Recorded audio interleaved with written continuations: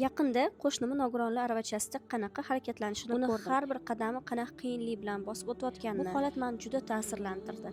O'ylab qoldim, shunaqa sharoitda har kuni yashash qanaqa ekan? Buni yaxshi tushunish uchun men ham nogironlar aravachasida yurishni sinab ko'rishga qaror qildim. Chunki oxirgi paytda o'zimni juda ham noshukur bo'lib ketayotganimni his qilyotgandim. Kubaga nasıl gideceğiz?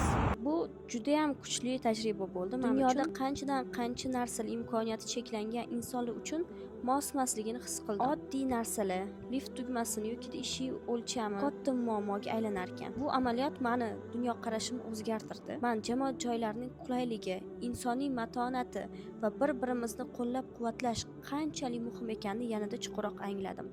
Men istardimki, bu haqda yanada ko'proq odam o'ylab ko'rsin. Biz bu challenge-da oddiy kafega borib ko'rdik va shu 3 soatni o'zi menga dunyo qarashimni o'zgartirishga yetarli bo'ldi. Endi o'ylab ko'ring, biz uchun oddiy ko'ringan kundalik narsalar ular uchun qanaqa qiyin va menimcha shukur qilishi shu insonlardan o'rganishimiz kerak.